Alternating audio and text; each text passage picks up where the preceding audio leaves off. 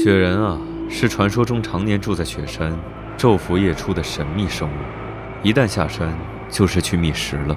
附近的村落或者城镇的居民，夜里如果听到敲窗户的声音，会看见雪人变化的远归的家人或者朋友，甚至是宠物。害怕就抱紧我吧。你怎么这么幼稚？接着说。如果有人忍不住打开窗户，雪人就会吃掉他的身体，把他的头摆在窗台上，就像这样。这才是你的目的吧？故事也是你编的？你把我当什么人了？这还用怀疑？我当然是故意的。喂，你有完没完？有什么关系？看来加兰大人还是不太了解我，所以我们需要更深入的交流。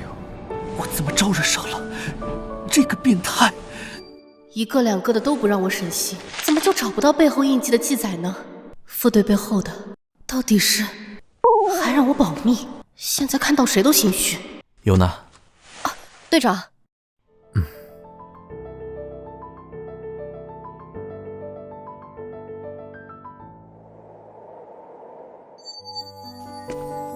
我们上次来的不是这里，那里并不是真正的住址，只是随便应付你们用的。应付？这倒是他的一贯作风。吃吧。牛奶、樱桃酒、雪山垂钓和白色驯鹿呢？你的伤还没好，哪来的樱桃酒、雪山垂钓、白色驯鹿？我竟然让人给骗了！走，我带你去泡温泉，等天气暖些了再去看驯鹿。又不是立刻要回去，因为你受伤，所以只能来室内了。伤口不要碰水。又不是小孩子。其实很好哄嘛，立刻就开心起来了。我们什么时候回去？怎么突然这么说？事情还没解决，我放不下心来。看看现在，你连胳膊都抬不起来，你每天怎么操心这么多？托你的福，我的伤还要好的再慢一点。其实，卢克和我说过一些你的事。卢克，那家伙怎么什么都和你说啊？这不是重点。这么大的水池，你就非要凑这么近吗？阿斯莫德的力量如此强大，得到它就可以完成无数不可能完成的事。这份诱惑，几乎没有人会拒绝。虽然你没有直说过，但你想要心脏的理由，我多少都能猜到一些。应该不只是为了盖布里埃尔吧？你这个表情，我又不是来这儿审问你的。审问？如果你喜欢的话，好像也不错。你就非要在这个时候耍嘴皮子？我的意思是，我当时没有问你，你如果放弃心脏，就没办法用心脏做你想做的事了。那也是我的事。可是你要做的，肯定不是嘴皮子碰碰的小事。你这样，算了。你生气了？你那里，放开我！跑什么？我说的都是真心话。真什么？你什么事都不肯告诉我？无论是什么代价，你都是值得的。什么？说这种话？跑什么？感觉不是很好吗？放开我！我要出去！这么有感觉吗？你的皮肤都变成粉红色了。才没有！结果什么都没有问出来，还……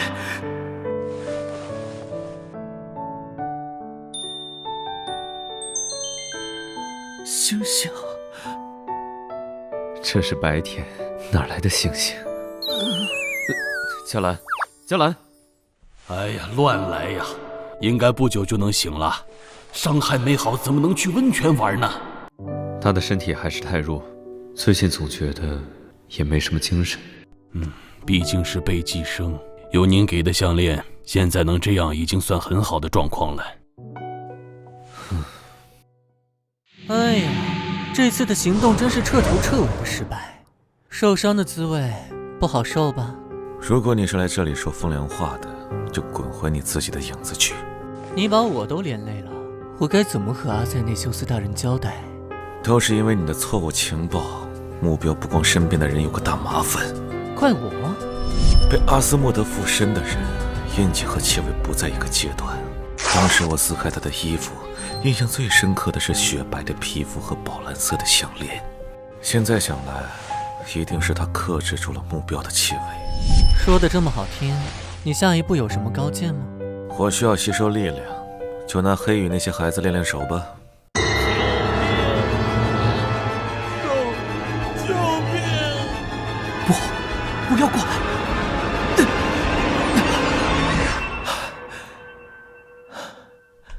这是第几次了？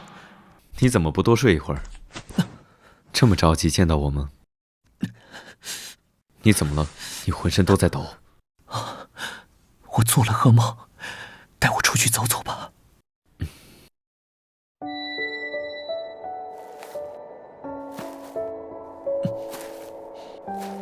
你到底是梦到了什么？无聊的梦，没什么好说的。已经不止一次了吧？从你那次受伤醒来之后，夜里你总是睡不踏实，有什么事都不和我说。你看上次没有听我的，肩膀上的伤到现在都没好。你又开始翻旧账，你不是也这样吗？白天还和我说那是我的事。我们情况不一样。怎么就不一样了？等等，我们这是走到哪里去了？你开什么玩笑？你不认识路？看看你急成什么样了。回不去，我当然着急了。放心吧，他们能引路。你的另一只鹿跑了。转身的功夫就不见了，大晚上的不会跑出去了吧？这是追到什么地方来了？远处的光，一个城镇吗？雪山脚还有这么大的城镇啊？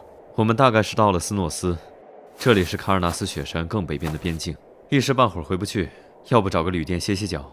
好。你们不是这个镇上的人吧？你们要先去1111号找镇长，我们需要他的证明才能办理入住。外乡人要住宿，都需要镇长批示啊。毕竟是卢米埃斯够不着的地方，外来人又不多，一个小小的城镇就和小小的国家一样，镇长的话可能比国王的还管用。现在只是晚餐前夕，可街道上都没有行人。管他呢，我们只投宿1晚而已。看来这里不欢迎外乡人。这样果一起怎么走路？这么晚了，外面还有人敲门，你去开门吧，莱西。没人。请问这里是镇长的住所吗？我们过来是想让镇长办理在这里暂住1晚的证件。哦，不会说话。好大的房子，里面还有院子。您好，我们是来办。是黑羽的贵客。我们是迷路的旅人，是来投宿的。这人张嘴就来的技能越来越熟练了，为什么会突然这么说呢？因为你们的衣着华丽，加上前段时间我给黑羽写的求助信，还以为这么快就派人来了。2位是从哪里过来的呢？卢米埃斯。那么远啊。他写的名字厄尔利，难道是当时看到的那个？厄尔利的求助来自卡尔纳斯雪山，食人雪人。